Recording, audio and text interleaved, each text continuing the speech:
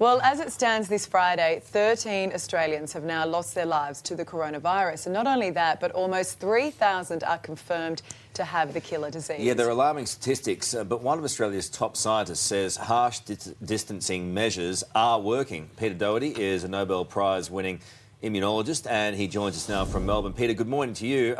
We've just heard from the New South Wales Premier, and the numbers seem to have flattened a little bit. We can't really take an indication of a trend there. We expect it's going to get a lot worse. You would expect it to get worse, wouldn't you?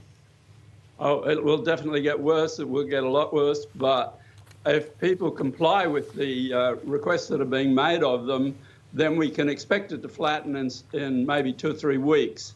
But it'll shoot up for the time being. That's pretty much inevitable, and we need, of course, to stop these situations that we saw on video in Sydney Airport and the big crowds at Centrelink. And we're also seeing a hell of a lot of people still in suburban shopping malls and so forth. Yeah, I mean, you'd like to think that the message is sinking in, and I know for a lot of people they are staying home, they're not leaving the house unless they have to.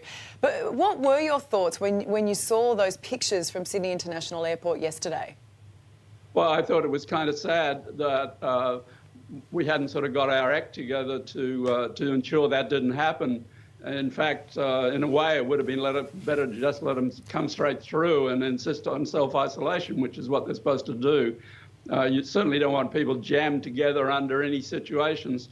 But this is tough, and we're all on a steep learning curve, and we've all got to be pretty forgiving of everybody else and just do what we know we should do, because it gets down to personal responsibility.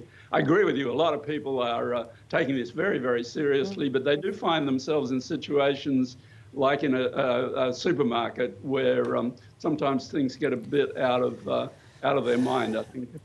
Basically, Peter, it's a reprogramming. I mean, I make mistakes, and a lot of people make mistakes, and you catch yourself going, oh, we can't do that anymore. It's a very difficult transition for a lot of people to make. What else should we be doing, do you think, in terms of our daily lives to try and limit the spread of this virus? I think it's pretty much out there. The Prime Minister's saying it, the Premier's saying it, the police are saying it. Isolate yourself as effectively as possible. Be aware that the virus can survive on cardboard and stuff for about 24 hours. Wow. It can survive on plastic for 3 days, maybe much longer than that. So maybe if you're buying a lot of stuff in plastic and you think there's any chance it's being contaminated, wipe it down with some alcohol or something, or even hot soapy water or something. I mean, just think it through. Think that these are little bugs out there that are waiting to grab you, and you don't want them to do that. And if you can bump them off, good. So then what would your advice be around home delivery? Because I think that's something that a lot of people are turning to, that a lot of shops are closing. I mean, you've got to think then that it's potentially contaminated. Yeah, but it doesn't put you in a contaminated situation. You don't want to get too close to the home deliverer, obviously, because he might have been exposed. But it could be on what he's delivering, on the food packaging. Or the cardboard. Yeah, I wouldn't worry about the cardboard and stuff. That'll go off pretty quickly. But just be careful how you handle things, at least in the first 24 hours after they come in, and just be generally careful and generally smart. You're an incredibly bright man, and you have a great history in your specific field. What are your thoughts on this virus, and where do you see the trend going?